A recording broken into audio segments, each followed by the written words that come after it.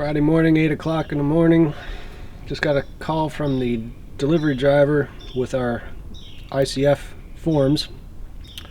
He has a full 53-foot trailer on the back of a sleeper tractor. And we got to get him up the mountain to our gate, or at least as close as possible, so we can get this stuff unloaded. It's about 4,000 pounds worth of foam, and I think there's about 53 cubes that we have to unload. Get him onto his next load so he can pick that up around noon. It's gonna be an adventurous morning. And then we gotta haul all that stuff up the hill to the build site. And the temperature dropped from 72 degrees to 32 degrees last night, so it's pretty freaking cold. More coffee.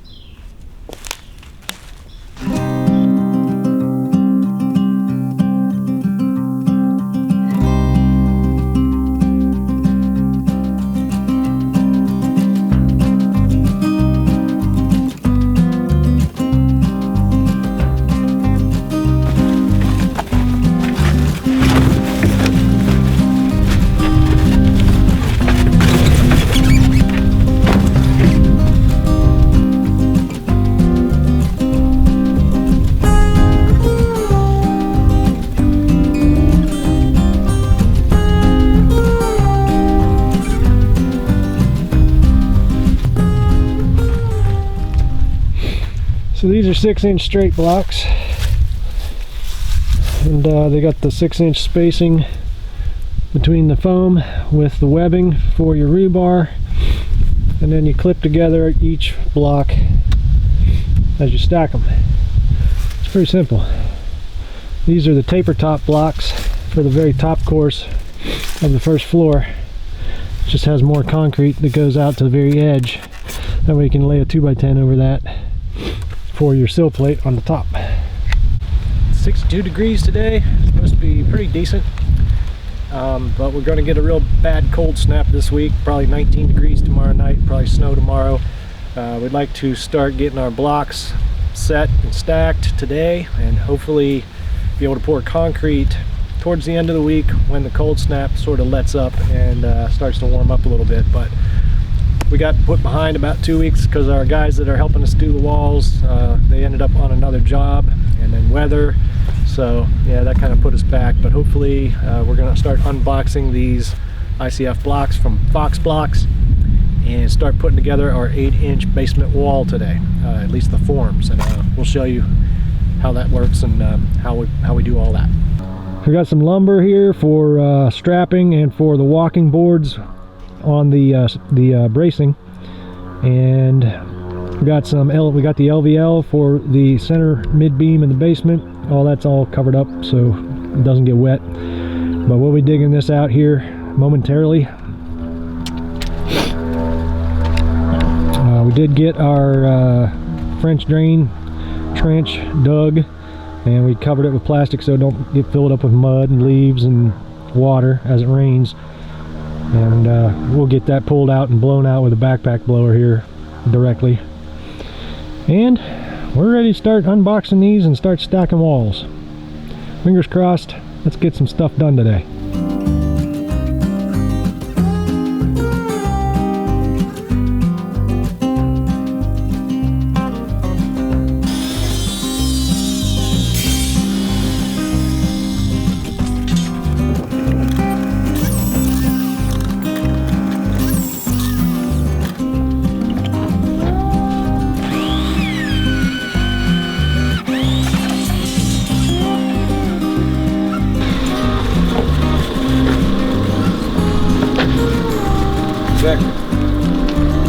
This is the outside line here. The rest of them are inside. I know.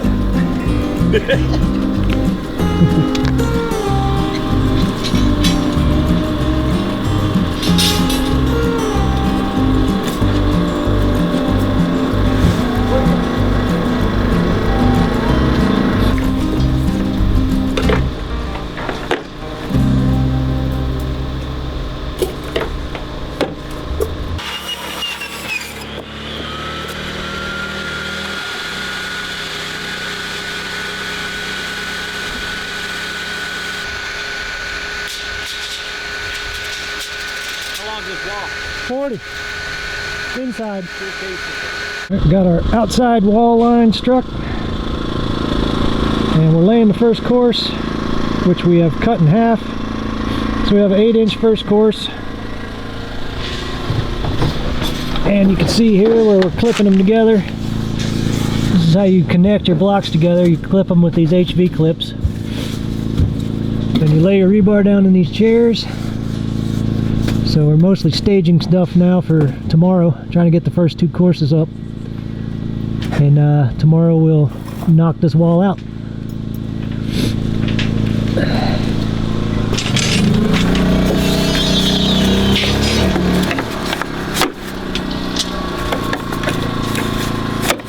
Snap together Lego house.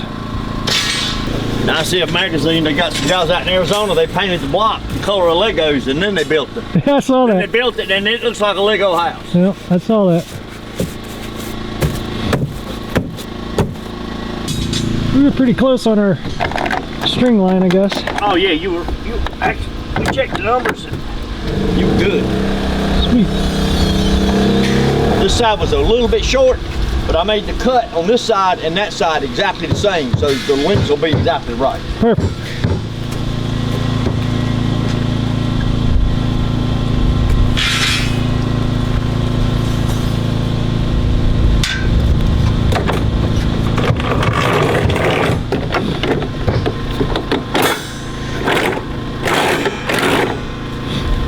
So, got corner pieces. We're doing 30-inch lap splices, number 4 rebar, 1 stick in each course of block, so that's 16-inch spacing vertically. There's a row there, and then 16 inches above that there'll be another row, and so on and so on.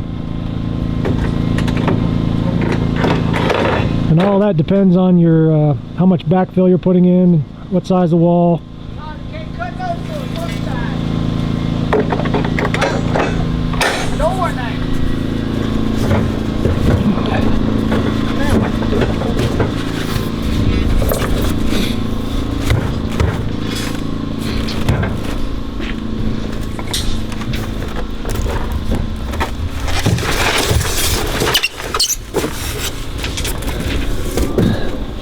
How long you been building ICFs?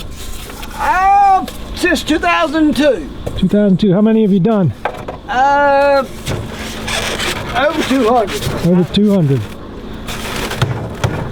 So it's not your first rodeo? Watched the YouTube video and started it. No, it's not the first rodeo. We used to do poured walls before that. Come from a concrete background. And find that that's the most energy efficient, easiest way to build one. Well, that's what we're hoping for. I think you'll appreciate it.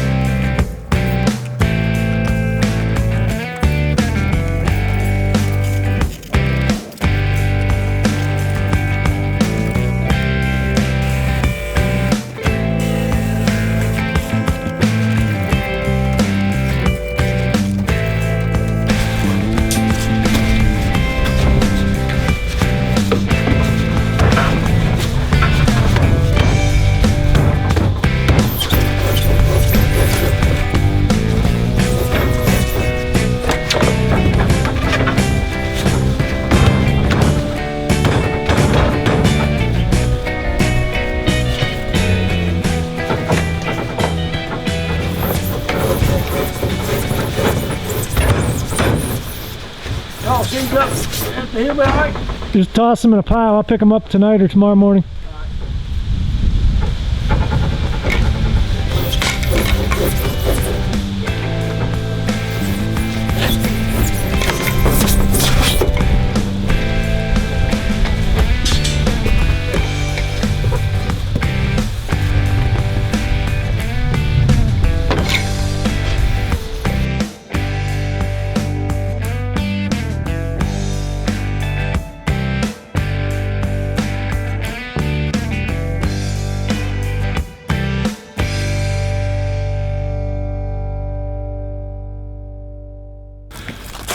Second day, we're stacking blocks. They've been here about an hour. It's about 30 degrees out. It's cold. And they're making good progress. So I'm gonna take you around and show you a little bit about what's going on.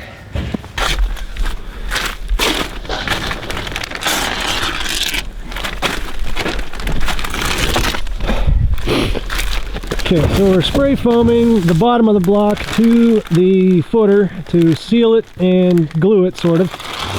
And it kind of helps keep everything where it's supposed to stay and keeps the block from trying to float up when you start pouring.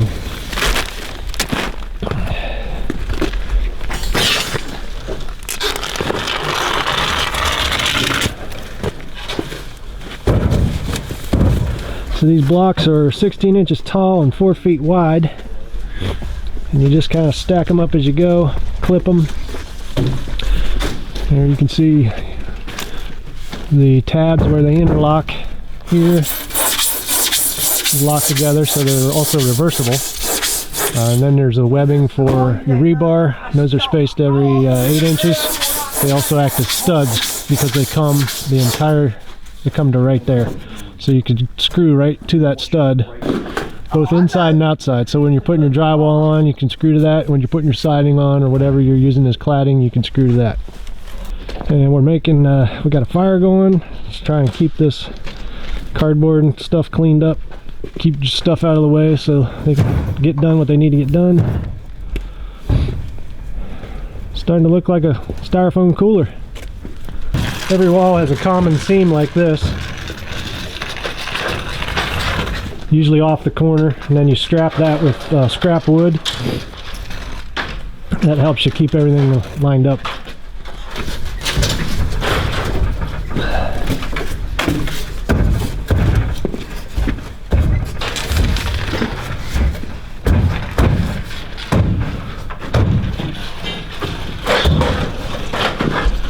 Here's the so here's my drawing for this wall detail. It's going to be actually a little different than this now, but there's the footing. We did an 8-inch block by cutting one of these in half, and then we're going to do 1, 2, 3, 4, 5, 6 courses, and then we're going to do a brick ledge block, and then we're going to do the other half of that 8-inch block that we cut in half. So that's going to let me put the porch slab on the outside on top of that brick ledge and still give me room on the inside for a 2x12 and subfloor, and then I'll have enough room to step down onto the porch. That's kind of the logic behind that madness. So 1, 2, 3, 4, 5, 6. 1, 2, 3, 4, 5. 1, 2, 3, 4, 5. So he's got one more course to go, and then we'll do brick ledge, and then we should be done. And here is a trailer full of bracing. This will be spaced about every 6 feet on the inside of the block, on the inside of the basement. And this allows us to straighten the wall as we pour and after we're done pouring. Make sure the wall stays straight. And we'll show you that when we get to it.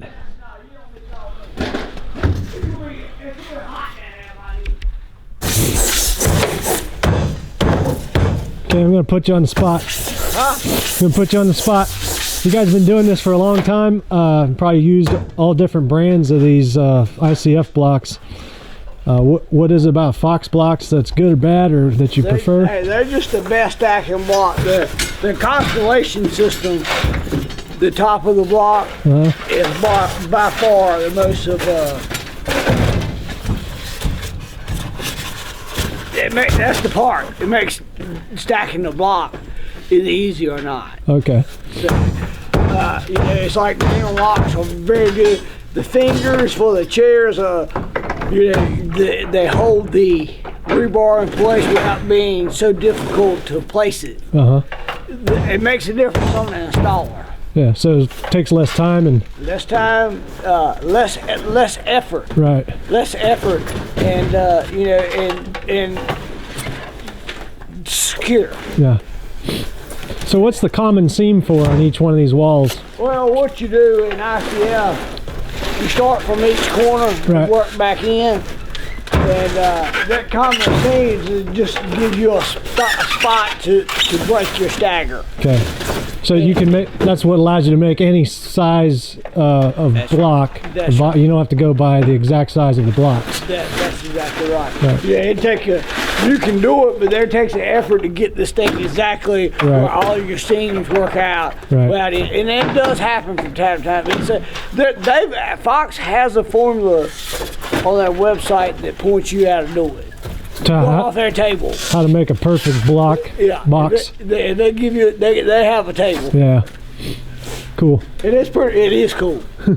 You know, but you know that allows you to come to a spot, strap it up, foam it up, strap it up, and just make it secure for the pool. Cool. So we're almost ready to put in bracing.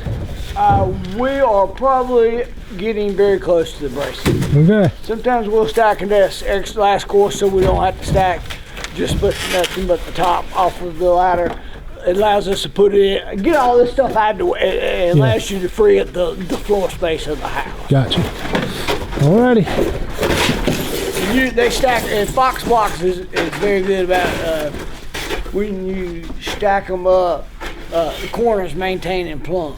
Providing there's a good footer, most time they'll get you in a real good ballpark of where there's just a little bit of tweak here or there. Okay.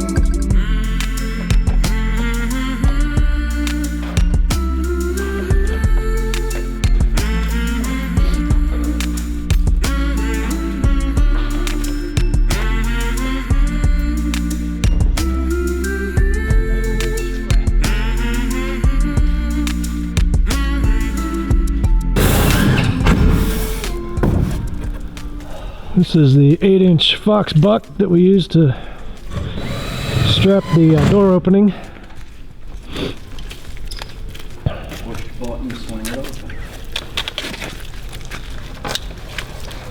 So we just tape that on, and then we'll shore it up with some bracing.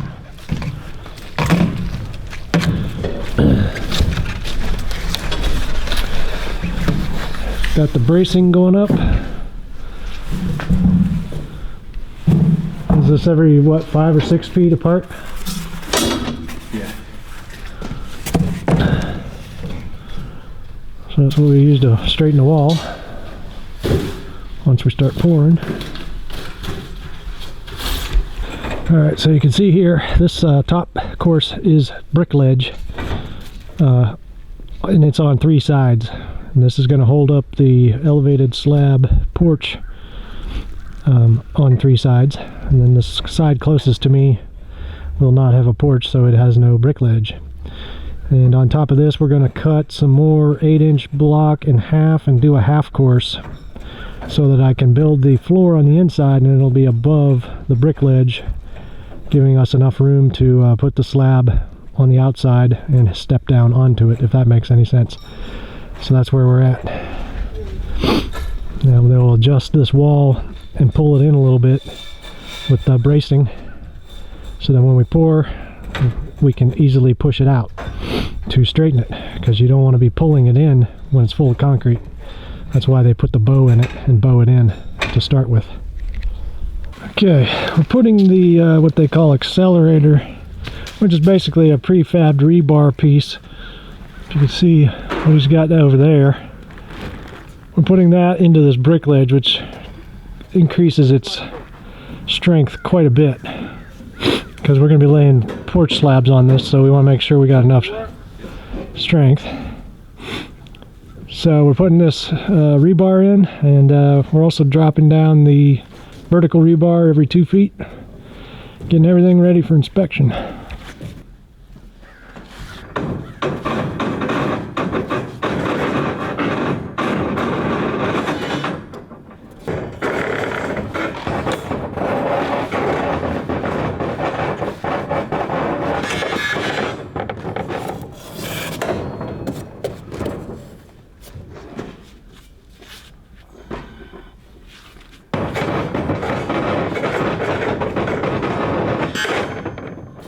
Okay, this is the 8-inch Fox buck that we use to buck up the windows and door openings. You can see it's got a plastic stud in there, and it's got that little keyway, and we block the concrete, and those filled with concrete kind of create more of a weatherproof seal. And here it is being installed. So that creates a perfect weatherproof with no thermal break. We're using the lumber to shore it up for the pour, but the lumber will come out, and then we'll have one complete opening. There goes the building inspector, and everything went well, passed inspection,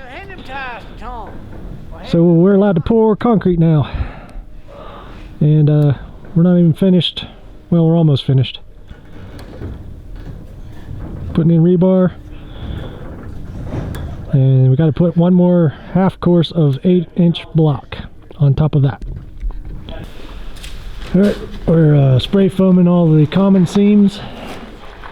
Then we'll cover that with strapping, which will be that piece of OSB. Hold everything together.